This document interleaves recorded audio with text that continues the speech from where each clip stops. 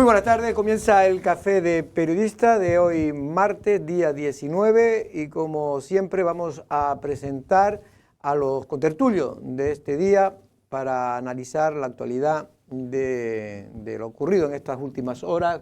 Don Guillermo. ¿Qué tal, Jorge? Uruñuela, buenas tardes, ¿cómo muy estamos? Buenas tardes, muy bien.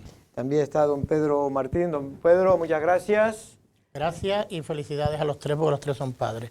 No se llaman José, pero son padres. Bueno, pues muchas gracias también, don Pedro, por lo que me corresponde también a don Valentín Ollaner, que también es padre. Buenas tardes. Buenas tardes, Jorge. Gracias a Pedro también por la felicitación. De todas maneras, estos días, yo no sé, el Día de la Madre parece que se celebra con más... Sí, está pasando un poco de soslayo. O por lo menos yo no me he dado ni cuenta, que debe ser que mis hijos se han olvidado. Se te ha olvidado ya, Jorge, a ti, la crianza. A lo mejor no es culpa del ambiente, sino culpa de quien te tenía que haber felicitado. Bueno, vamos con los temas de actualidad. Antes de nada, una noticia. Ayer cuando salíamos precisamente de aquí, del Café de Periodista, y ocurría este grave accidente a la entrada de Arrecife, bueno, estamos viendo, es cerca del Parque de las Garzas, antiguo cementerio de Arrecife, entre el Cabildo y el edificio del siglo XXI. En la bomba de impulsión, ¿no? Al lado, sí, a la altura de la bomba de impulsión. Ahí yo lo sigo diciendo, aparte que hay que decirle al alcalde que igual que ha mejorado la parte primera de la ciudad, esa parte hay que mejorarla. Hay un proyecto para mejorarla. Van a empezar primero con las canchas y posteriormente se sigue para el final. Pero bueno, que me imagino que lo va a mejorar, porque esto, para que todo tenga una misma... En fin, estén en sintonía con la parte que se ha restaurado inicial. Pero aparte de eso, yo creo que hay un medio peligro, que no sé si podemos ver la imagen, donde están los coches aparcados en batería, ¿no? Que es que cuando salen hacia atrás, pues esos coches, puede ocurrir. Yo he pasado por ahí muchas veces y efectivamente siempre hay algún que otro lío porque está saliendo un coche, te tienes que meterte en el otro lado del carril de la izquierda, entonces viene otro de arriba que no respetan la velocidad y al final ocurre lo que ocurre. En cualquier caso, Guillermo, lo que ocurrió en este caso fue que una moto colisionó con ese coche que daba marcha atrás, no se sabe las causas exactas, si es que iba con mucha velocidad, si el otro coche no miró cuando salió. Esto es lo que se está ahora investigando y es lo que los juzgados decidirán. En cualquier caso, la persona sufrió un fuerte golpe, por lo visto en la cabeza, y aquí estamos viendo precisamente la fotografía del accidente. La hipótesis que se baraja es esa que acabas de comentar, los coches que vemos ahí justo detrás de las ambulancias aparcados, pues al parecer el conductor salió hacia atrás en batería e impactó con el motorista en este caso. Yo pasé justo por esa zona, eso de las 4 de la tarde, porque bajaba el crío precisamente al fútbol, a las canchas aquí en Marítima, y la verdad que estaba la carretera cortada, había un gran dispositivo. Estuvo cortada casi 30, 40 minutos. Sí, estuvo una hora, porque yo más o menos fue el tiempo que estuve ahí. Y la verdad que me pareció en primera instancia, bueno, luego gracias a Dios solo fue un hombre afectado, pero yo pensé que la colisión había sido mayor, pensé que había más personas implicadas. Yo inicialmente creí que había sido un atropello. Hombre, yo lo que creo es que, a ver, esto es de forma provisional, porque no tiene mucho sentido que tú puedas aparcar en batería y que después, dando marcha atrás, te incorpores. ¿De forma provisional? ¿El aparcamiento ese? Bueno, sí. Ahí estamos viéndolo, Pedro.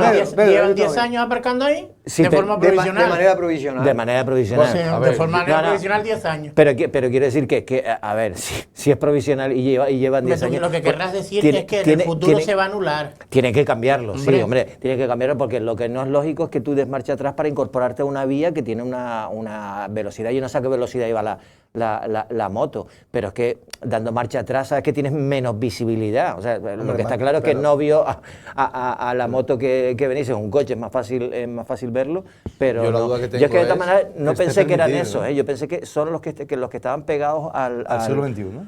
No, pero pensé que eran los que estaban pegados justo detrás del Parque de la Garza. Donde te hacen, vamos a decir, la vista gorda para aparcar es detrás del siglo XXI. Antes de entrar al siglo XXI, el trocito que hay ahí, del llanito aquel que hay en un terreno. Al lado del Parque de la Garza, está la verja. Pero no fue ahí, sino más adelante. Fue más adelante, fue en la parte la duda que hay un solar ahí, permitido eso. Otra cosa es que la gente aparque, pero yo no sé si es legal. Bueno, eso está... Lo mismo que el aeropuerto, ni permitido ni no permitido. Hubo un momento que pusieron multas. Ahí, eso, como dice Valentín, cuando se haga ese proyecto que tiene, pues me imagino que se va a por lo menos o restar esos aparcamientos, porque eso va a ser una especie de medio de autovía de entrada a la ciudad y por lo tanto va a ser difícil que vayan a poner aparcamiento allí. también ahí cruza mucha gente y es peligroso porque mucha gente cruza por esa Sí. parte de la carretera, yo he visto muchas veces, y es un medio peligro. Aparte de eso, yo, más allá de este accidente en concreto, que ya se verá las causas, hay una sensación generalizada, al menos con la gente que yo hablo y consulto, de que se está convirtiendo en un peligro ir por las carreteras de Lanzarote, en el sentido de que la gente no está respetando las señales indicadoras de velocidad, limitadoras de velocidad.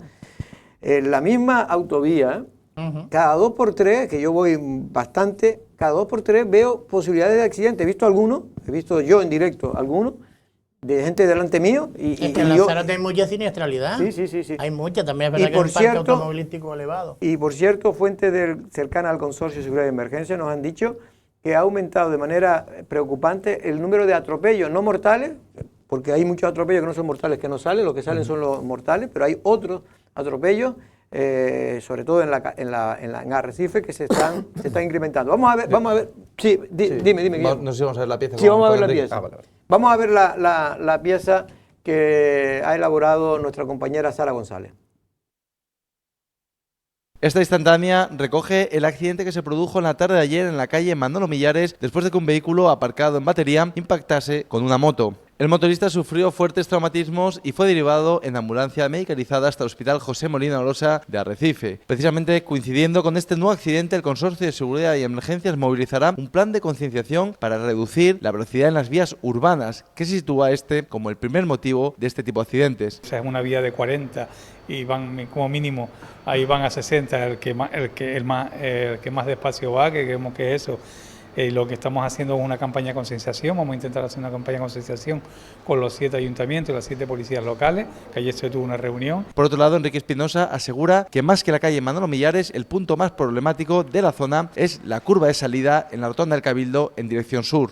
Es una curva muy cerrada que debería ser otro tipo de curva, porque la curva tampoco está en las condiciones necesarias, pero da igual, si tú respetaras lo que son la velocidad de 40 km por hora de lo que es en las vías urbanas, pues automáticamente no tendrías ese problema de acceso a la LZ para ir hacia el sur. Este suceso en la tarde de ayer bloqueó la entrada a la capital y los vehículos fueron derivados hacia la Rambla Medular, hasta que después de una hora se recuperó la movilidad circulatoria en la zona.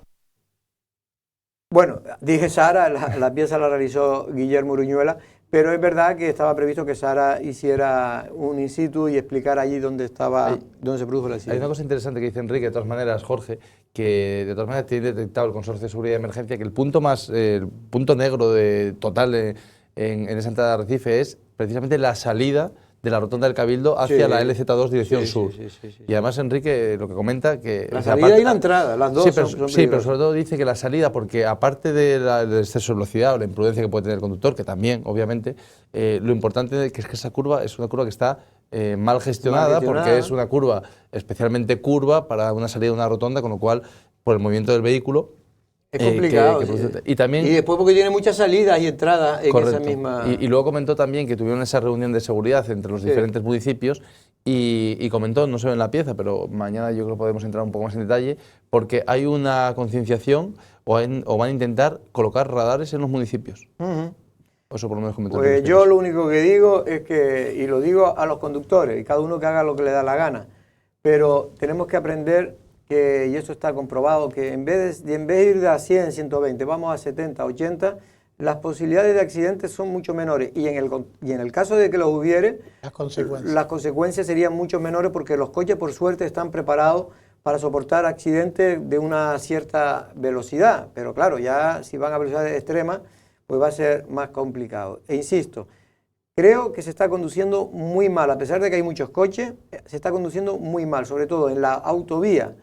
LZ2 es un peligro auténtico y también en la LZ3, que es la de circunvalación. Jorge, dentro de Arrecife. Por ejemplo, en esa rotonda, yo conozco gente, amigos míos que viven ahí, precisamente en ese bloque, dice que no en horas punta, pero sí se aprovecha para que estos medios inconscientes que hay aquí también, porque los hay aquí en Lanzarote y en Arrecife concretamente, tomen las curvas esas y hagan, pero todos los días, un día tras de otro, haciendo lo que decimos nosotros medio carreras por ahí. Luego, como comentabas tú, Jorge, que también la entrada de Arrecife, yo me pregunto, si tú vienes desde la circunvalación, ¿vale? Para entendernos, de Costa Teguise, ¿vale? entras en la rotonda de Arrecife, entras por el carril de la izquierda. Hay 3, claro. ¿vale? Entras, y si quieres salir hacia Arrecife, ¿qué tienes que hacer? Yo no sé lo que hay que hacer. ¿Cómo que entras por el No, de la izquierda? tienes ¿Entras por el de la derecha? No, Tienes que bordear la izquierda. Si quieres Si hacerlo vienes bien, por allá, por el cable, sí. y entras por el cable, entras por la derecha, No, que es una cosa si única en el vienes de mundo. ahí, Escucha, si vienes vienes de de la ahí. circunvalación. De la circunvalación. De Vale, Tahiti. tú te incorporas desde Costateguise, ¿vale? Y te incorporas en el carril de la izquierda. Sí. Vale, una vez que Ahí lo entras a la estamos viendo, rotonda, te incorpora por la izquierda. claro, ¿qué hay que hacer ahí? Si quieres salir para Arrecife. Yo no Para sé. Arrecife tienes que dar la vuelta a la A rotonda, toda la rotonda, ¿no? a toda la rotonda e intentar a ver si te puedes después Para la meter. derecha. No, siempre por el carril de dentro. Sí, pero no puedes. Siempre por el carril de Pero no dentro. puedes salirte porque vienen todos los demás coches y no puedes. Es un peligro. Yo ahí he estado a punto de chocar. Yo porque conduzco más o menos bien, porque si no, no sé ni cómo... Pero es que la verdad es que no tiene sentido de todas maneras. Esto se necesita un arreglo rápido, No, y es verdad lo que No, dice. hombre, a ver, eso se va a arreglar con la rotonda aérea, supongo Sí, yo. pero sí. bueno. Supongo yo. Pero vamos a tener- Cuando la veamos. Cuando Claro, la veamos. no me la fiáis. Y después Cuando es la- verdad que después en el centro, tanto a la entrada, a la salida, con el tema de los pasos de peatones provisionales, toda la señalización que Eso hay que arreglarlo. provisional, en amarillo, la gente no lo respeta, ve los semáforos, yo qué sé, falta un poquito una pequeña campaña de información Yo a creo los que propios efectivamente, conductores, yo- es decir, oye, yo creo los que- semáforos en estas calles no están funcionando, hemos amigo- puesto estos pasos de peatones que son amarillos de forma provisional, etcétera, y extremen las precauciones. Porque Yo creo que el amigo Kiko Aparicio, que es el consejero de Seguridad de Emergencia, debería gastarse las perras en algo que es muy importante, que es sobre salvar las vidas que se pueda. Es decir, si se salvan 2 vidas, vale la pena en campaña de concienciación en 2 aspectos.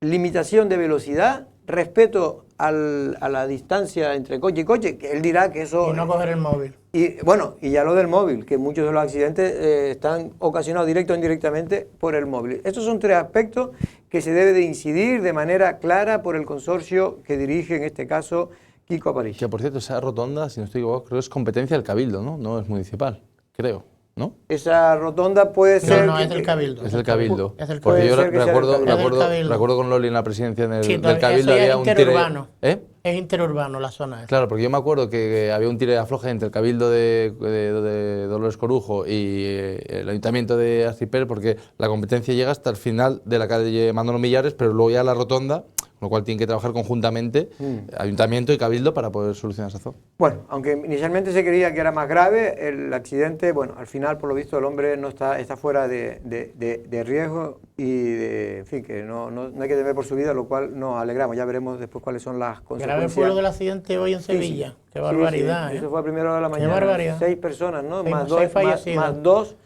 entre ellos Guardias civiles. varios guardias civiles. Ah. Y también otros guardias civiles que están en la UCI precisamente en estado crítico.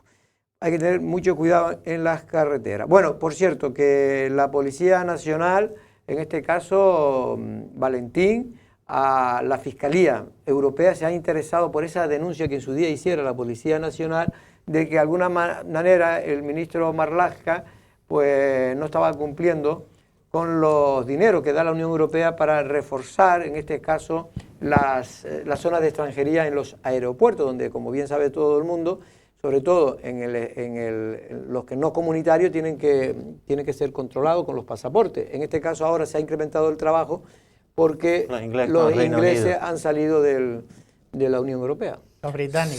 Sí, bueno, Sí, los británicos.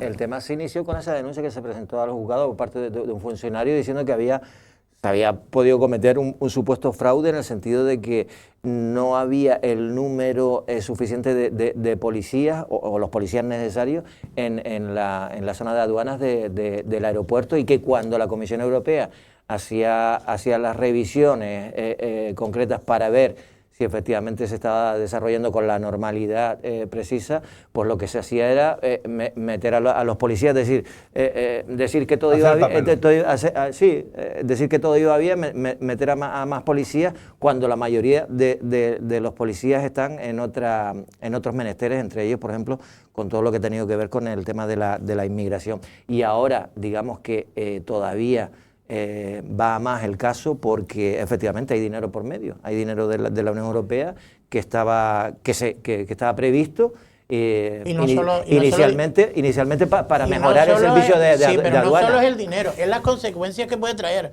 la amenaza de la Unión Europea, es retirar la calificación de aeropuerto internacional Schengen, sí. a Lanzarote.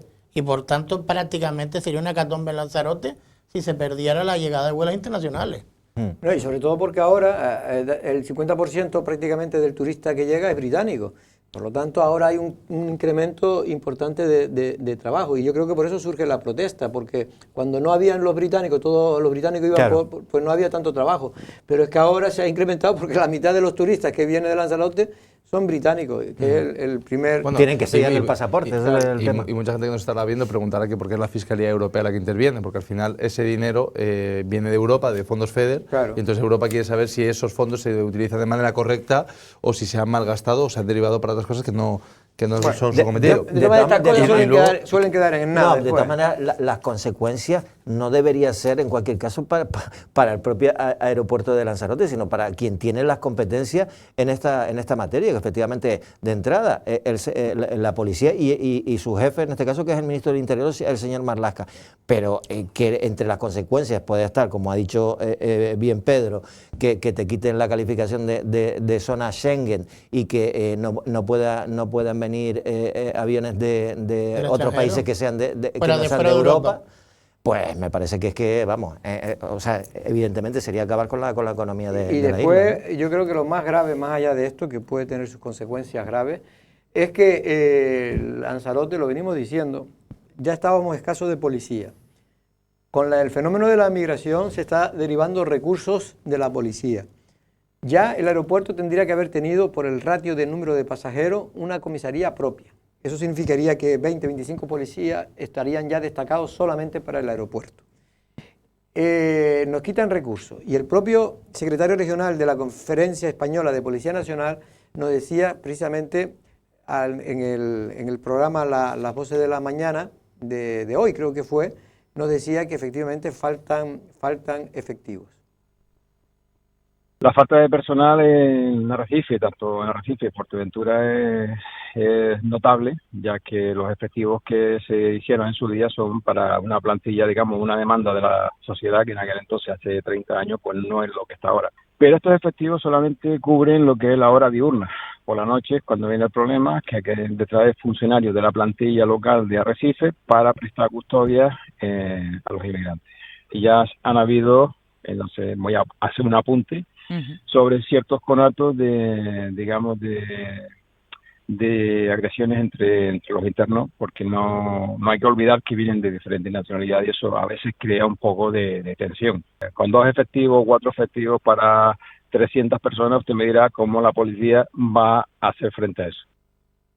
Pues tiene más razón que un santo este señor, porque es que es verdad, es que yo me pongo en el caso de los policías nacionales, como 300, cuando llegan 300 personas, como llegaron este fin de semana, encima en fin de semana, tienen que hacer horas extra porque están obligados, y además de eso, muchas veces en una situación, yo no voy a decir de peligrosidad, pero es verdad que son personas que no se sabe muy bien lo que puede ocurrir. En un momento determinado de esos 300 puede haber 2 o 3 que sean más violentos que otros y pueden provocar cualquier incidente, y con 2 o 3 policías custodiándolo es muy complicado. Sí, eso lo hemos comentado. Además es que coincide un poco en el tiempo esta información de Marlaska, o esta mala utilización de recursos económicos para potenciar la policía, precisamente de un momento que ya lo han comentado en este café de periodistas muchas veces, que ante el azote de la crisis migratoria, cuando no se tienen recursos personales, cuando hay que derivar muchos policías para la inmigración, luego por otro lado también la ciudadanía o la ciudad, en este caso, se queda descubierta de esas patrullas, porque se tienen que derivar para un cometido que no es el suyo en principio, que es para todo el tema migratorio, ¿no? Con lo cual para mí le da todavía más grave al asunto del mal uso supuesto de los fondos económicos, los fondos FEDER, en este caso, para potenciar precisamente la policía. Así todo, no es novedad la actitud del señor Marlaska. Marlaska tiene en mente, lo que pasa que es verdad que se le ha ido parando, supongo yo que será por presiones de la Unión Europea o incluso de algunos otros ministerios o del partido mismo, pero él quiere quitar los agentes de policía de los controles de pasajeros. El empeño que tiene es ese. Veremos a ver si lo consigue o no. Bueno, rápido porque quería saltar a otro tema. Sí, de todas maneras, lo que también hemos hablado siempre, es decir, ante esta situación, desde el momento que se produce la denuncia del funcionario de la policía sobre cómo está funcionando en precario el tema de aduanas en el aeropuerto, después que se abre la instrucción por un juzgado, ahora que la Fiscalía Europea lo investiga porque hay dinero europeo por medio. Oye, y la delegación del gobierno, la dirección insular del gobierno, es el representante del gobierno, porque podríamos decir, oye, que Marlaska o alguien que esté en un escalón inferior que dé algún tipo de explicaciones, pero eso no va a pasar. Oye, como mínimo, si tenemos un director insular de la Administración General, entre otras cosas, para que informe de las cosas del gobierno, no solo las buenas, sino también aquellas en las que hay una mala gestión. Y el gobierno no sabe a qué gente tiene destacada aquí en Lanzarote, ni sabe la problemática, lo digo porque esto es un problema que ya viene de lejos, y sobre todo los policías que están destinados al aeropuerto, el gobierno son los que los destina. Así que, hombre, no creo que haga falta información, que sí es verdad, tendría que ser más reivindicativo a la hora de pedir más gente, eso sí, pero de informar, ¿qué va a informar? Pues si esto es una consecuencia de las decisiones del gobierno. No, está clarísimo, pero por eso tiene que salir a dar la cara, Pedro. Eso, a reclamarlo sí. Tiene que salir a dar la cara. Pero informarnos, a reclamarlo sí. Pero informar, pues esos son ellos los que lo deciden. Ya. Bueno, por cierto, que a perros flacos todos son pulga, y parece que el gobierno canario anterior pues se siguen conociendo datos de que al menos, ya no veremos si los juzgados dicen algo o no, pero al menos ha sido todo la gestión en la compra de mascarillas y material sanitario en general en la época de pandemia fue un medio desastre, al menos en el tema administrativo. Ya se verá luego si hay o no cuestiones judiciales por medio. Pero ahora la noticia, hoy titula prácticamente todos los medios de comunicación, digitales, pero sobre todo de la prensa escrita, Valentín, que el gobierno de Torre aceptó pagar 1,3 millones a una empresa prácticamente sin constituir, es decir, hizo una oferta de material sanitario, creo que era de mascarilla y batas de estas, impermeables de estas, de protección, y resulta que cuando le hizo la oferta todavía no se había constituido. Posterior. Se constituyó después de darle el contrato. Ya esto ya es digamos el culmen, ¿no? Estábamos acostumbrados a ver que se compraban productos de farmacia, mascarillas, etcétera, etcétera, por el tema de la pandemia, a empresas que pues no se dedicaban para nada a este tipo de cuestiones, simplemente tenían contactos, iban a la administración de turno y les ofrecían pues bueno la posibilidad de tener las mascarillas en un periodo determinado muy rápido, y la mayoría pues ni eran las mascarillas que se habían solicitado, y en algunos casos pues ni siquiera llegaban, ¿no?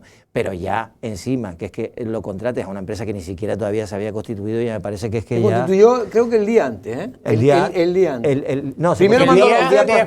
Primero mandó la oferta. El día después. Y después se constituyó. Es decir, el día después, no el día antes. No, el día antes hizo la oferta. Claro, sí, y en la oferta tuvo que poner un NIF y una razón social y una dirección de una empresa que todavía no se había constituido formalmente. No se había constituido. Y bueno, y ya es bastante, los 4 millones más los 10 que se van a perder de Europa. Más los 10 que se pierden de Europa, estamos hablando de 14 más los pues 1,5. Que la verdad es que más allá de responsabilidades jurídicas que dirimirá en este caso los tribunales de justicia, Pedro, pero es que se va viendo, y yo creo que el gobierno de Canarias fue de los peores que gestionó el tema, el Servicio Canario de Salud por lo menos, ya veremos después qué implicación política tendría o no, pero gestionó los fondos públicos de una manera realmente lamentable, ¿eh? Hombre, yo es que creo que de lo último que se ha conocido, precisamente lo que estás comentando ahora, es de lo más grave que hemos conocido en todo este empozoñamiento que estamos hablando de la gestión de la pandemia, que es verdad que estamos en una situación excepcional, que no sabíamos cómo gestionarla, que algunos se pudieron aprovechar, pero hombre, que se cree primero la necesidad o se cree la empresa antes que la necesidad, y después a esa empresa le das lo que se necesita, es que canta mucho, que me parece de lo más escandaloso nos hemos enterado en las últimas fechas. Yo estoy con Pedro, no tanto por cuantía, porque ha habido, por ejemplo, en el caso de mascarillas son 4 millones de euros, a posteriori los 10 millones de euros, que en este caso el gobierno canario dice, mira, para no levantar la liebre vamos a no reclamarlos, y esta cantidad, entre comillas, no es excesivamente elevada, pero es que estamos hablando, a mí me parece Cuando una cosa uno hace esto es porque quiere darle a esta persona o sea, de dinero público 1,3 millones de euros. Que tú le digas a una sociedad que no existe, oye, yo te voy a otorgar un contrato de 1,3 millones de euros y que al día siguiente se constituya esa sociedad, me parece... Presuntamente, por si acaso vayan a pedir cinta. Presuntamente, bueno, ya veremos lo que ocurre, estaremos atentos porque realmente llama la atención cómo se hizo todas esas adquisiciones, esas compras. Es verdad que en todos los sitios se enriquecieron esas empresas que salían, pues casi todo el mundo tenía un amigo en China que le ofrecía material para poder venderlo. O en el ministerio, Pero es verdad que aparte de eso, yo cuando comparan cosas, porque es verdad que también el Partido Socialista, el PP, también la administración, ha habido algunas que otras, si no, digamos, delito, pero sí posibles irregularidades administrativas. Pero claro, comparar todo un Ministerio de Fomento y Transporte, dos gobiernos, con lo que se habla después de cosas pequeñas de un ayuntamiento y tal, pues bueno.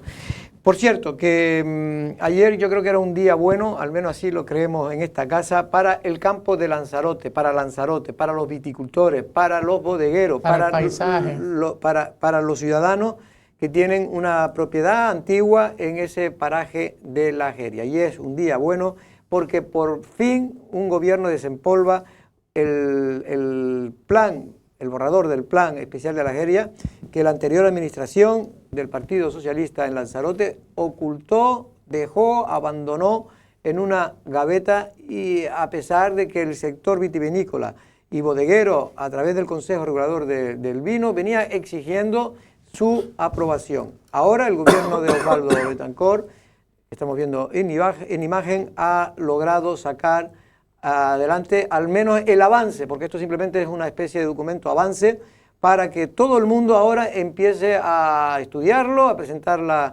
alegaciones que consideren necesarias. Vamos a oír la crónica que nos ha realizado, en este caso creo que es, a ver si no me equivoco, Andrés Martinón. Interesante ejercicio de participación ciudadana el vivido ayer en el Monumento al Campesino, donde el grupo de gobierno que preside Osvaldo Betancor en el Cabildo de Lanzarote quiso oír las inquietudes de la población en torno al borrador realizado del Plan Especial del Paisaje Protegido de la Jeria. Un acto de total transparencia en el que los presentes reclamaban respuestas y mayor claridad en la demanda de información. Veo pocos viticultores hoy aquí. Me parece que el sistema de captación de las opiniones de los viticultores a través de la web no es justamente la más adecuada. Viticultor es una persona singular, bastante retraída a este tipo de reuniones. Hoy estamos en el Monumento al Campesino, me parece una buena idea, porque todo pivota en el entorno del campesino, lo demás es secundario. Este paisaje que nos encanta y que tiene promoción mundial se debe al esfuerzo colectivo de varias generaciones ya de agricultores que han logrado transformar la villa que depositó Timanfaya sobre las antiguas tierras fértiles de esta isla.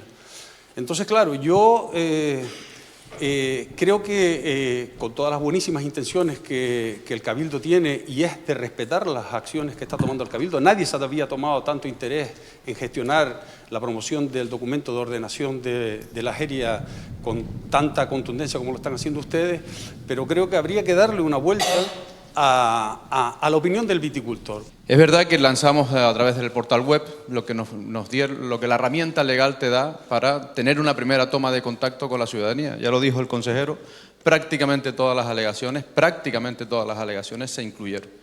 Pero no menos cierto que necesitamos muchísimas más alegaciones. Ahí lo decía, se abrirá un periodo de exposición pública, invitamos a la ciudadanía a participar y hay sectores que son más reacios, pero muy necesarios dentro de la Jeria, ¿no? Entonces nosotros vamos a indagar a través de la participación ciudadana, que lo lleva la consejera Aroa, todas las herramientas posibles para que nadie se quede en el silencio. La sensibilidad en Lanzarote ante la edificabilidad en esta zona es muy alta, por lo que algunas de las preguntas y respuestas llegaron en este sentido. Has planteado una cuestión que me ha dejado sorprendida, que lo has relacionado con una diferencia en la edificabilidad relacionada con el suelo. Habrá que ver el documento, porque todavía hay que ver el documento técnicamente. Yo realmente no creo que esa sea la solución y además no creo que la edificabilidad deba ser una prima ni mucho menos. La edificabilidad debe ser necesaria, como dice la ley, ¿no?, para los usos que se van a implantar, pero a mí personalmente me parece que no se debe relacionar la edificabilidad con la protección del suelo. Lo hablo de edificabilidad no relacionada con la protección, sino relacionada con la superficie cultivada. O sea, no vamos a dar incentivos para edificar más, sino dentro de las propias criterios de edificabilidad que tiene cada finca. Si lo haces con el hoyo, te vamos a incentivar. Lo hacemos de esa manera porque es que, o sea, me refiero a edificabilidad al muro que sostiene el hoyo. No hablamos de, porque es uso ordinario, si hablamos de uso complementario otra cosa. No sé si me expliqué yo mal, a lo mejor. Me hablo de edificabilidad, o sea, no sé, no estamos hablando de nada nuevo. Y lo que hablo de criterios de edificabilidad en cuestión al uso complementario es de lo que ya existe. Otra cuestión era la posibilidad de hacer un documento invasivo que permita hacer daño a la zona especialmente sensible. Y que es muy importante es que se tenga en cuenta todo lo que es la agricultura, obviamente, porque si no se pierde lo que es la jeria, pero por otro lado que no se rompa, como decía el señor, la parte de tinajo, lo que sé yo con los volcanes y todo esto, lo que es el paisaje natural, que en definitiva es lo más importante que tiene Lanzarote, pero que tiene que convivir obviamente con la agricultura. Es decir, a mí me gustaría que mi viña llegara a todos una carretera o un camino, pero hay cosas que no podemos porque entonces rompemos todo lo que sería. Es decir, yo siempre digo que si lo que queremos es tener viña y lo que queremos hacer, tener uvas, es sacar arena, poner hoyos de medio metro, lo que sea de altura, y ponerlo en zonas peladas, en zonas donde no hay nada, y eso se puede hacer. Es decir, la intención es proteger el paisaje natural que es la jeria. Claro que no se va a poder llegar a toda la finca, está más que claro. Y claro que es imposible que el coche parar delante de la entradita para llegar al hoyo. Lo que se trata es de que a veces hemos olvidado que el núcleo central de la jeria son los viticultores y que a veces ponemos más énfasis que pueda pasar una excursión turística que llegue el viticultor. Y este documento es para poner en el centro a los que alguna vez han estado por fuera. Destacar que el próximo mes de abril de este año 2024 es el plazo establecido para entregar el borrador de este plan especial del paisaje protegido de la jeria.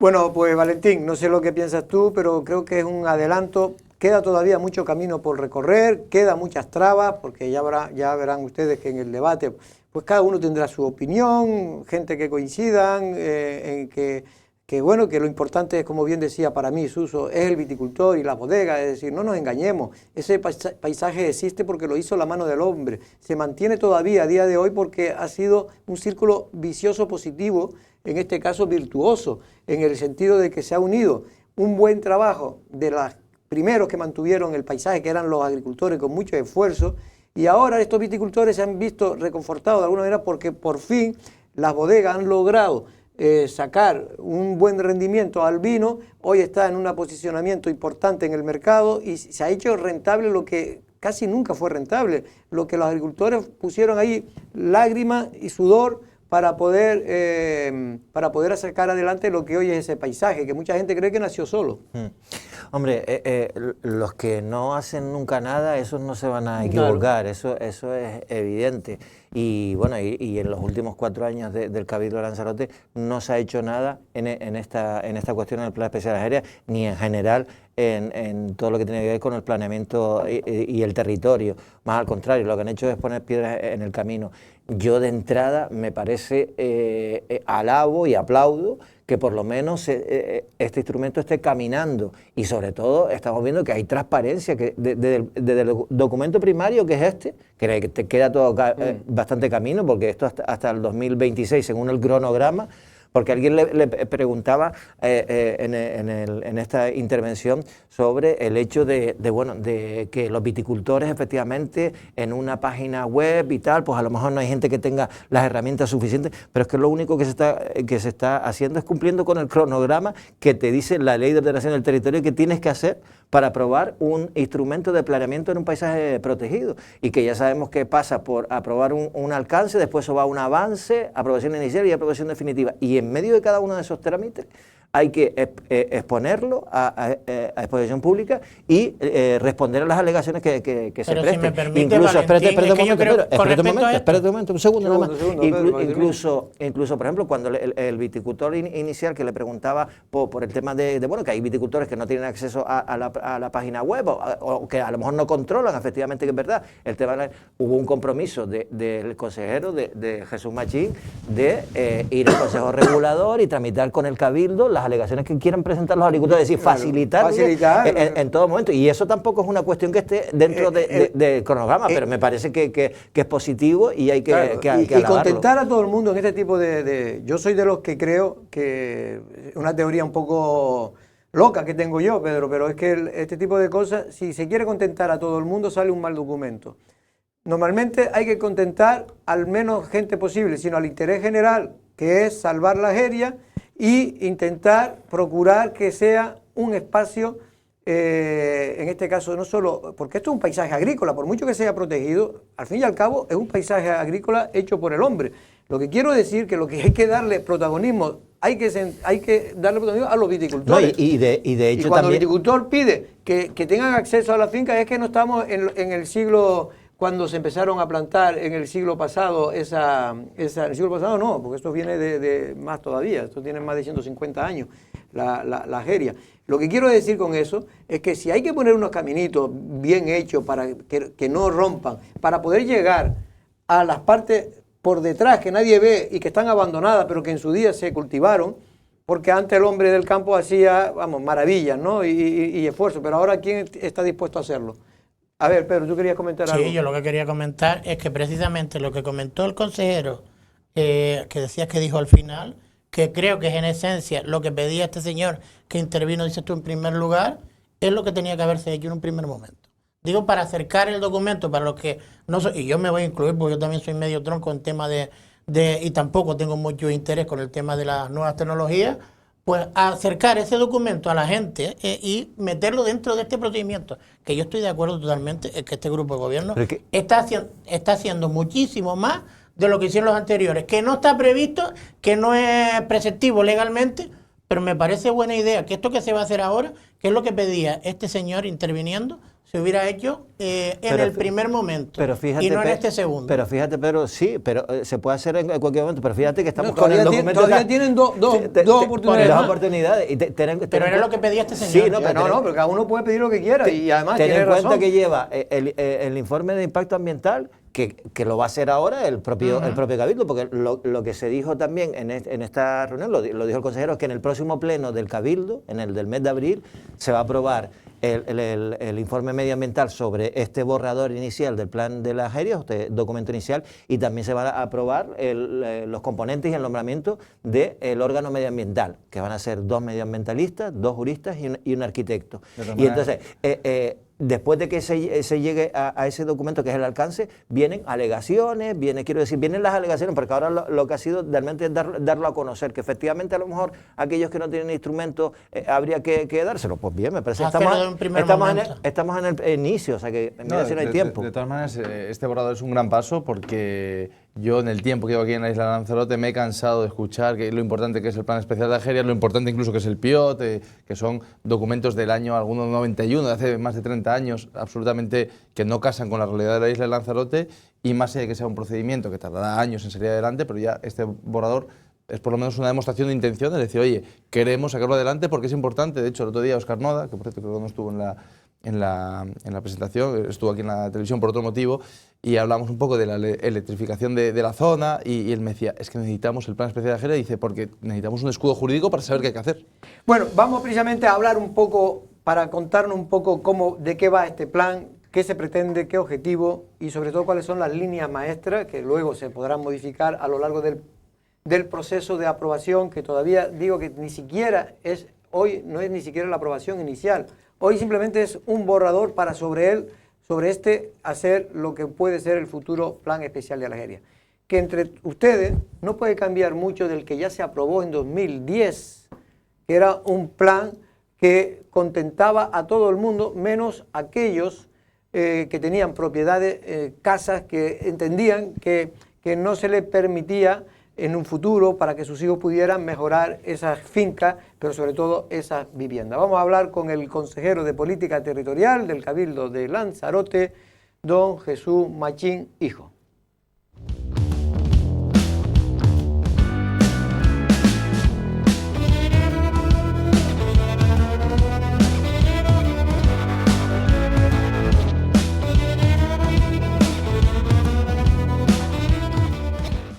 Ya está aquí Jesús Machín Tavío, consejero de Política Territorial, entre otros asuntos del Cabildo de Lanzarote. Buenas tardes, don Jesús, ¿cómo estamos? Buenas tardes, Jorge. Enhorabuena, yo se lo quiero dar personalmente, no es por nada, pero este medio de comunicación lleva años intentando que los documentos de planeamiento se saquen adelante en esta isla porque llevamos un retraso histórico. En este caso con el plan general, el plan insular y otros documentos de planes especiales como el propio plan de la Reserva Marina, no, en este caso del plan del archipiélago Chinijo y también el plan especial de la Jería. Por fin, ustedes lo han desempolvado, lo han sacado creo que de una gaveta, se han puesto a trabajar y ayer pudieron presentar ese documento, es una especie de avance. Sí, lo que presentamos ayer es un borrador, que ese borrador ahora va al pleno del día 2 de abril, en el que se le encarga al órgano ambiental, que por fin tenemos órgano ambiental propio, y este órgano ambiental tiene que hacer el documento ambiental estratégico que determina en un documento de alcance. Este documento de alcance sufre un proceso de alegaciones y después va al avance, que es el periodo previo a la aprobación inicial del plan especial de la Jería. ¿Usted qué destacaría como aspecto positivo que va a permitir la aprobación de este documento a lo que es el espacio natural de la Jería, pero sobre todo a ese paisaje agrícola hecho por la mano del hombre? Sí, lo que hemos querido es fundamentalmente proteger a los que interactúan dentro de la Jería. Por un lado es el entorno natural sin transformar, por otro lado son los valores antropizados. Cuando hablo de valores antropizados son los que están modificados por el hombre, por ejemplo, esa agricultura tradicional del hoyo, también las bodegas y también los núcleos poblacionales que existen ahí, que están antes de que se constituyera este espacio como un espacio natural protegido. O coexistimos entre todos, lo vamos a tener difícil de poder regular y ordenar. El problema es que cuando no hay ordenación se hacen cosas, se dirigen directrices que no son acordes a la protección que queremos. Y esto hemos establecido, por ejemplo, algo muy novedoso, que son 3 ámbitos. Hemos separado todo el espacio natural en 3 ámbitos. Uno, el ámbito 1, que comprende toda la parte sin transformación, el ámbito 2, que suponen cuando conviven las técnicas de cultivo en zanja y en hoyo, y los núcleos poblacionales excepto 2, y el ámbito 3, que es la jería profunda, las bodegas, los hoyos, y los núcleos poblacionales de uga y la somada. ¿Por qué hemos separado en 3 ámbitos? Porque aunque sea un espacio natural protegido, no todo debe tener el mismo uso. Claro. Pueden haber usos restringidos, usos moderados, distintos tipos de uso. Por lo que hemos hecho es una escala de uso, o sea, pues en las partes de ámbito 1 donde es entorno sin transformación, entorno natural, va a tener un uso restringido, pero a lo mejor en el ámbito 2, cuando son los núcleos poblacionales, tendremos que determinar que se puedan cumplir las condiciones de habitabilidad. Hay casas, Jorge, que todavía no cumplen las condiciones de habitabilidad, no tienen los servicios mínimos, no tienen energía, no tienen agua, no tienen absolutamente nada. Por eso hay que meter dentro de la ecuación a los núcleos poblacionales y a los vecinos, porque estaban antes de que se constituyera la protección del entorno de ahora digo a mi compañero, pero cosas concretas, dudas que también ahora en la pieza anterior surgían. Vamos a ver, por ejemplo, la gente dice, ¿se va a permitir que se puedan recuperar fincas, pero que no sean en hoyo, o eso va a ser imposible? Nuestra directriz es un incentivo al hoyo. ¿Por qué? Porque si no hoy no tenemos la jería, y si la jería... ¿Qué significa un incentivo al hoyo? Un incentivo al hoyo es que se va a propiciar y se van a dar incentivos dentro de la propia jería al quien reconvierta la finca en hoyo. ¿Por qué? Porque nuestro paisaje es singular. Vale. Si no protegemos el paisaje es imposible. Y este documento lo que va a incentivar, ya vemos cómo se materializa, si es en distintas formas de cultivo o en superficie, ya vemos cómo lo vamos a materializar, pero desde el principio hay un incentivo a quien recupere o reconvierta su finca en hoyo. ¿Por qué? Porque sí, mira, hay una cosa clave. Primero tenemos que dar un incentivo para recuperar, pero de segundo para mantener. La rentabilidad de una finca en zanja es de 3.200 kilos por hectárea y de hoyo llegará al 1.000 si acaso. Sí, sí. Es mucha diferencia. Si queremos conservar el paisaje en hoyo, tenemos que incentivar y tenemos que bonificar esa parte de la población a esos propietarios vitivinicultores que quieren propiciar propiciar que su finca sea en hoyo. Y Jesús, ¿y la compensación cómo se podría ofertar o cómo se podría dar? La compensación la hemos determinado en términos de poder avanzar o compensar la ampliación de finca, o habrá una compensación económica por parte de la administración, no vinculada a la producción, pero sí a la recuperación del paisaje, porque está claro que hay un condicionante paisajístico que tenemos que proteger. Por ejemplo, te pongo un ejemplo, quien reconvierta una finca en hoyo, pues tendrá su compensación económica, ya sea en tributo o ya sea en compensación para recuperar el paisaje. Lo queremos vincular más que a la producción a la recuperación del paisaje, porque es algo que le identifica, que le hace distinto y que le hace peculiar. Por lo tanto, hay que tratar distinto a los que hacen cosas diferentes.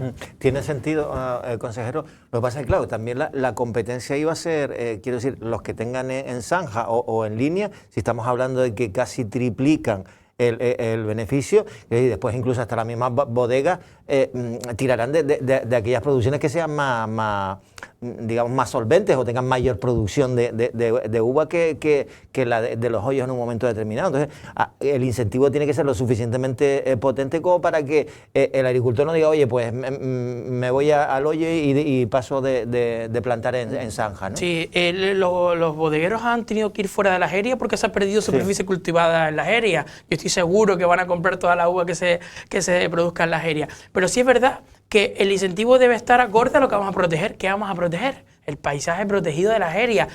Si perdemos esa singularidad, perderemos una identidad como pueblo fundamental. Y también hay que proteger una cosa, el cultivo tradicional, la técnica tradicional. Creo que eso es algo que nos identifica y que nos hace distintos. Pero es cierto que hemos perdido en los últimos 6 años 10 hectáreas, más de 10 hectáreas de terreno cultivado en el entorno de la jeria. Algo estará pasando, no estamos dando los pasos suficientes al no existir ordenación para que estén las condiciones de que reconviertan finca. Esto me perdona, pero ocurre un poco como aquellos que pretenden que se mantenga un propietario, una familia que ha heredado una casa antigua, que tiene cierto valor patrimonial, que lo mantenga esa familia.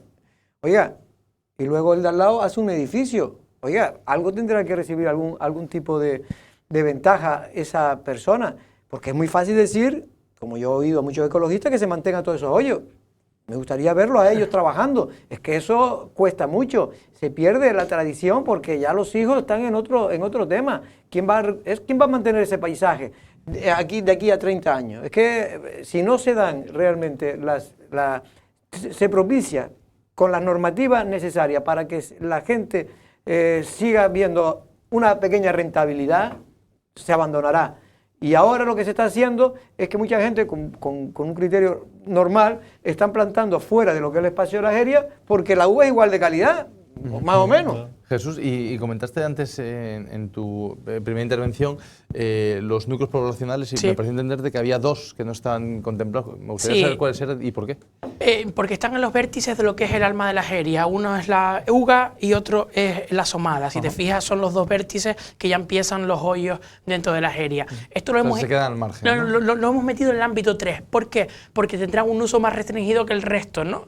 Pero sí es verdad que le vamos a dar un carácter prioritario a las poblaciones. Ayer me comentaba de la presentación que hacíamos en el monumento, repleta de gente, me comentaba un vecino que él lleva desde antes que se estableciera la ordenación en protección con un mismo problema y no ha podido mejorar sus condiciones de habitabilidad. Eso no lo podemos permitir. Mira, algo de lo que estoy muy contento del borrador es la solución que da el pueblo del Islote. El pueblo del Islote era el peor ordenado con la protección del espacio. ¿Por qué? Porque hacía unos zigzags el espacio natural que dejaba mitades de casa fuera y mitades de casa dentro. Esto se le da una solución. Yo creo que antes no se le ponía en la ecuación de estar dentro del elemento fundamental a las poblaciones y estaban antes de que se produjera todo esto. Por lo tanto, es fundamental proteger. Hay una cosa, y nunca se les olvide, la salvaguarda del paisaje protegido de la jeria viene de la ordenación. Si no hay ordenación para saber qué se puede y no se puede hacer, no habrá absolutamente nada, porque no podemos ni condenar ni sancionar a quien lo hace mal, porque no tenemos ordenación. Y también, yo creo que la ordenación es importante y también la ayuda. Pero, por ejemplo, las bodegas que hoy, prácticamente todas, a excepción de alguna, como Stratus, el resto de las bodegas prácticamente tienen todas, los que están en el núcleo de la jeria, tienen los tanques, la gran parte de los tanques fuera, porque no se les dejó en su día incrementar sus instalaciones. Sí. Y la tiene fuera. Eso crea dos problemas. Un problema de fealdad, un problema paisajístico, por lo tanto, pero también otro problema medioambiental, porque estamos utilizando gastando mucha más energía que si estuvieran dentro a la sombra. Sí, esto es uno de los principales problemas. ¿Pero eso va a resolver eso? Esto, ahora te lo comento. Algo que a mí me produce cierta pena, el mayor impacto visual son los tanques en las aéreas. El mayor impacto visual y paisajístico son los tanques.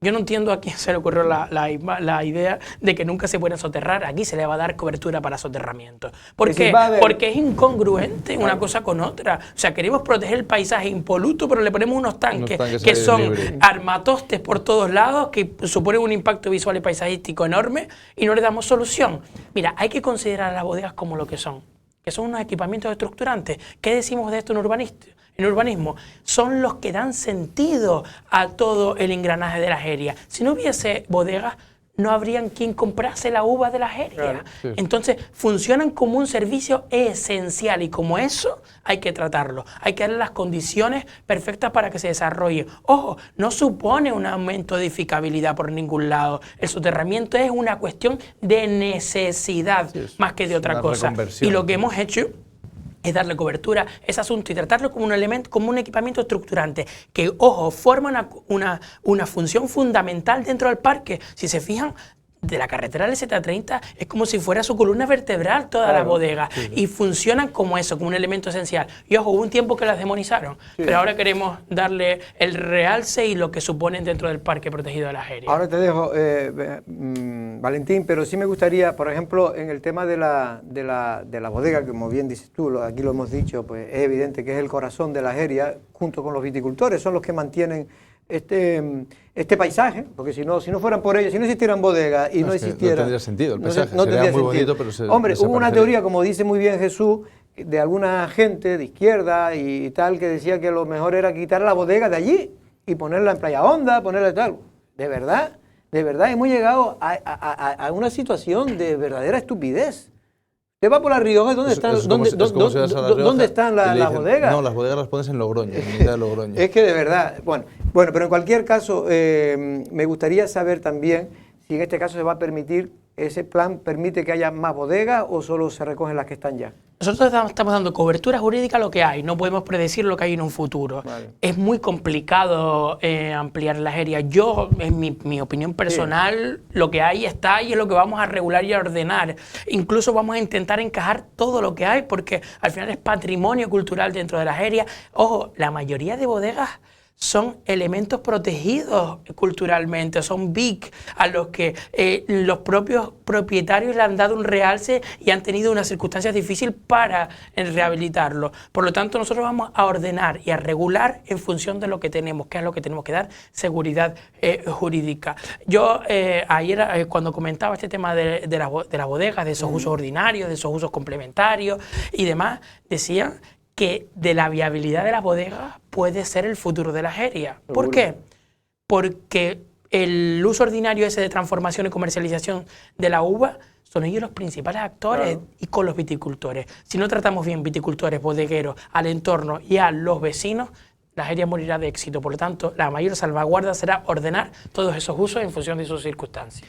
Y esos usos complementarios, consejero, quiero decir, porque bueno, al principio, igual que por ejemplo Jorge acaba de preguntar si se puede construir otra bodega, inicialmente no está previsto, pues solo la edificabilidad puede incrementarse en determinados casos y solo en lo que ya está, construido. Pero por ejemplo en los usos complementarios, yo creo que me parece fenomenal, por ejemplo en el caso de la bodega Stratus, que el Museo del Vino en el Grifo, es decir, que hay una especie de ruta enogastronómica, entonces que las bodegas puedan tener, pues a lo mejor, igual que al principio yo recuerdo que cuando llegué había degustación de vino y era una cosita pequeñita, tomabas un vino en un sitio pequeñito, pero si eso de alguna forma se potencia y se le da, pues eso, el carácter de una ruta enogastronómica. Se le permite a las bodegas, en este caso, por ejemplo, poner un pequeño restaurante dentro de su bodega.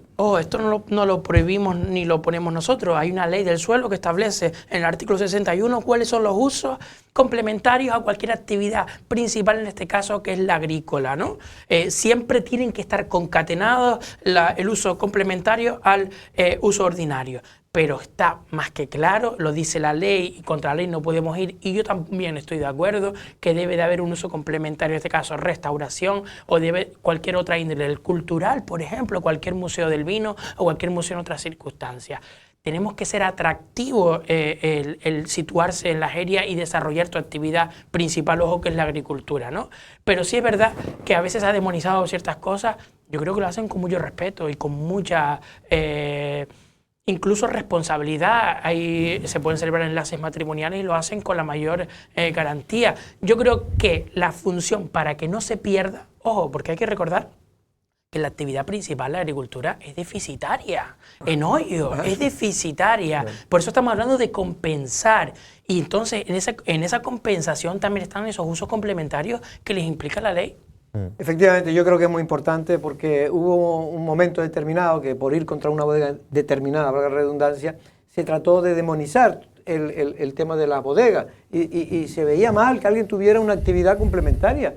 Oiga, gracias a eso se mantiene la bodega, gracias a eso esa bodega puede comprar la uva al agricultor, gracias a eso, porque la gente se olvida que la uva se vendía a 0,60 céntimos de euro hace escasamente 15, 20 años y ahora está alcanzando precios de 3 euros. 3,05. 3,05. Y tenemos que estar todo el mundo orgulloso de que por fin los viticultores puedan vender la uva con cierta rentabilidad para ellos, porque hasta entonces prácticamente lo hacían, no voy a decir que por amor al arte, pero casi.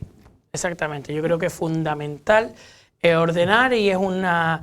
creo que estamos en un momento preciso, en el lugar indicado. Ya tenemos ese órgano ambiental que va a ser específico para Lanzarote. Ya llevamos, lo adelanto aquí, que llevamos al próximo pleno los miembros del órgano ambiental. Eso le voy a preguntar un poquito, porque eso me soplaron ayer, esa posibilidad de que se aprobara ya la próxima semana. Sí, el día 2 de abril tenemos el pleno ordinario y en ese pleno va los miembros del órgano ambiental.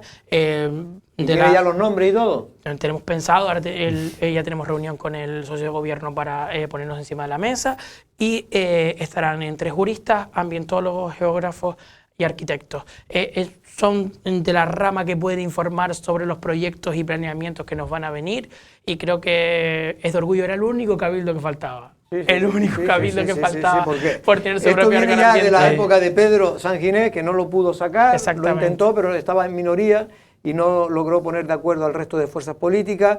El Partido Socialista pues decidió mandarlo, no crearlo y que fuera la competencia en este caso, del gobierno. El gobierno. Tú piensas que en el gobierno estamos en la cola, aquí somos una prioridad imagino un año para informar por parte del gobierno canario, aquí lo tendremos en meses. Claro. O sea que vamos a dar celeridad, que es lo que necesita para tener en esta legislatura todo el planeamiento de la isla. Y dado un poco la complejidad, Jesús, de este proyecto al final, que ya lo explicó antes muy bien Valentín, además del procedimiento, que al final es largo y supongo que tedioso, tiene cierto recelo de que se pueda enquistar en algún momento, porque estamos hablando que hay muchos aspectos diferentes a barajar y me gustaría saber si considera que puede ser relativamente sencillo sacarlo adelante dentro de la complejidad en sí. Y también me gustaría conocer si esa primera toma de contacto de los diferentes alcaldes implicados, en este caso San Bartolomé, Tías, Tinajo y Yaiza. A Isidro Pérez lo pude ver ahí en imágenes. Isidro es de los que pone por encima de las cuestiones personales y partidistas, pone el interés general y por eso estaba allí. Y acompañado creo que con alguien estaba. Sí, estaba si la han felicitado. Con la concejal del área que se interesa muchísimo, Marlene, por las cuestiones, porque otra persona como le dije, el núcleo poblacional del islote sufría muchísimas consecuencias por esta mala ordenación. Y ellos lo sufrían, el Ayuntamiento de San Bartolomé, porque claro, tiene que lidiar con asuntos, no puede, claro, con los vecinos, que los vecinos, efectivamente. Y lo que le comentaba, que los alcaldes, excepto el de Tinajo, que por una circunstancia que ha sucedido en el pueblo personal, de una persona muy allegada, pues no pudo estar. Y de resto estaba Teguise, estaba San Bartolomé, estaba Tías, que estaba su concejal de urbanismo, Ulpiano, y de que no tuve respuesta fue de Yaisa no estaba, pero bueno, que me imagino que cualquier momento que quieran conocerlo, que quieran ver las vicisitudes, ver los pormenores de este documento, estará. A mí me encantó porque algo que nos valoraron muchísimo es que nos expusiéramos sin ninguna cortapisa, sin cercar a nadie, que pudieran hablar de lo que quisieran, de lo que acontecieran. Había muchísimas personas, respondían muchísimas preguntas. Encima, la exposición la hice yo en este caso, que a lo mejor no están acostumbrados a que lo haga un político, a la exposición tan técnica, pero creo que esto también da seguridad y que estamos con la hoja de ruta bien marcada. Consejero, una cuestión. Antes lo comentamos, que bueno, que una de las intervenciones de uno de los viticultores con el tema de bueno, que digamos las cortapisas, que supone el tema de la página web para tal, y que bueno, que había un ofrecimiento por parte suyo de ir a reunión con el Consejo Regulador para temas de alegaciones, que me pareció fenomenal, pero del tiempo que estuvo abierto, digamos, las sugerencias en la página web, porque creo que estuvo de octubre a diciembre, ¿qué le llamó más la atención? Y sobre todo, ¿participaron, por ejemplo, grupos ecologistas o, por ejemplo, la Fundación Salmarrí que participó en esa...? Yo no me quise mirar quién lo sugería para no tener ya una opinión preconcebida, ¿no? Pero sí es verdad que hubo 8 sugerencias. Cuando se hace información web es una sugerencia, cuando es alegación sí hay que contestarla. Estos eran sugerencias, fueron de diferente índole, diferentes circunstancias. Por ejemplo, me decían lo de acceso rodado a la finca, que luego un viticultor lo comentó, que era imposible llegar a su finca. Me comentaban el control de senderos y de los coches, que abrían nuevas pistas, y eso era muy perjudicial para su finca. Me hablaban del soterramiento de los depósitos, de muchísimas cosas. La verdad que fue muy nutritiva, hay cosas que se cogieron y cosas que no, pero ahora, después del documento de alcance que se establece para ir a GEPLAN, antes habrá una exposición pública de la que me he ofrecido a ir al Consejo Regulador, y hablaba con Nereida Pérez por la mañana y decíamos que ponemos una hoja de ruta, incluso todas las reuniones que haga falta, no hay problema. Ahora mismo ya me entregan también el borrador del Parque Natural de los Volcanes, nos entregan también, ya la tenemos, pero hemos hecho una revisión, es un muy buen documento, la ordenanza de homogeneización del suelo rústico para introducción y penetración de energía alternativa, fotovoltaica y eólica, ya la tenemos, se la presentamos al gobierno el día 8, y yo creo que en 8 meses le hemos dado rienda suelta a la consejería. La verdad que sí, porque hay que reconocer, yo no sé, cuando usted llegó allí a la consejería, ¿vio los documentos en algún sitio o estaban en las gavetas todo? No se encontraban, no se encontraban. Jesús, simplemente antes me hacían una pregunta. Era alguien que piensa en el futuro, pero yo creo que es el presente. Y es que, como bien sabe, hay un cambio climático, no se puede negar, llueve cada vez menos o llueve de otra manera. En Lanzarote ha habido años de sequía, yo creo que llevamos como casi 10 años de sequía, aunque ha habido en esos 10 años alguna que otro año que más o menos hemos escapado locos. Pero dice si en ese borrador se recoge la posibilidad de que se pueda permitir el riego de las fincas. De la Jeria, me refiero. Antes que el riego tendrían que llegar las tuberías, ¿no? Claro. Y es un problema grave que ni siquiera las poblaciones tengan agua corriente o que tengan un suministro normal de agua. Esto está encima de la mesa. Está en la mesa, pero no se contempla. O sea, estamos en el borrador, que es un documento primario, que es a grandes rasgos algo general. Ya iremos a la pormenorización más adelante en el siguiente paso, y también saldrá ese debate y lo tendremos en cuenta. Ya nos tenemos que ir, pero también me sopla un pajarito que el plan insular va por buen camino. Podría estar en un mes o 2 meses incluso ese borrador. Sí, estamos muy contentos, ya estamos trabajando en la encomienda. Es verdad que tenemos mucho avanzado porque había mucha documentación. Piensen que el documento se tumbó yendo a aprobación inicial, por lo tanto hemos cogido toda esa documentación. El departamento hizo un trabajo vaciado de documentación, de adaptación, y es lo que le entregamos al plan para que empiece su encomienda, y yo espero que en el verano ya recibir ese borrador del plan insular. Ya, es decir, que ustedes han recuperado gran parte de lo que había. Es que la isla no se ha transformado, la isla no ha crecido, la isla no ha sufrido una catombe, no ha tenido un volcán, no ha tenido nada. Los estudios de detalle son prácticamente los mismos. Lo que hemos hecho es analizar todo eso y hacer un vaciado. Espero que en esta semana o la siguiente, como mucho, ya tengamos la encomienda firmada. Y creen, porque un poco la pregunta que antes hacía también, en este caso el amigo Guillermo, que puede haber piedras en el camino, porque hay muchos que no les interesa sacar ese plan. ¿Ustedes se van a comprometer a sacarlo antes que termine el mandato? Yo le pongo que a mí no me va a parar nadie, y los que disfrutan cuando el suelo está desordenado, que les viene una época mala porque vamos a ordenar todo lo posible y todo lo que esté en nuestra mano. Hay partidos políticos que se mueven muy bien cuando no hay ordenación del suelo y cuando no hay ordenación pormenorizada, pero creo que, como le he dicho ya en numerosas ocasiones, esta va a ser la legislatura del territorio. Pues Jesús Machín, ¿usted quería hacer alguna pregunta? No, el plan insular yo creo que es más antiguo que el propio Jesús. Sí, él nació antes que yo. La encomienda, el consejero, es al plan.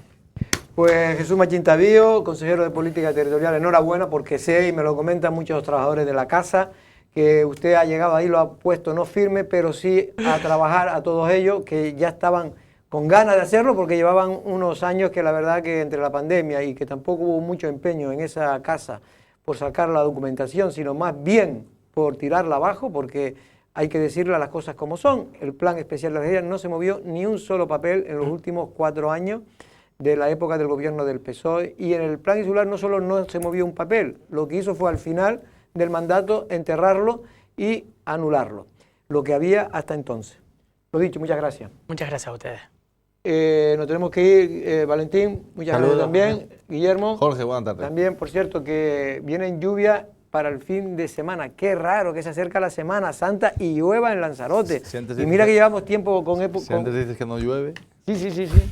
Pero bueno, pero llueve para molestar, como digo yo, porque no es una lluvia. Claro, porque la lluvia siempre es bien recibida en Lanzarote. Pero hombre, que caiga de verdad, no que caiga. En el campo, sobre todo. Y sobre todo que caiga en el campo. Bueno, nosotros en Una Amenaza mañana a la misma hora. Buenas tardes.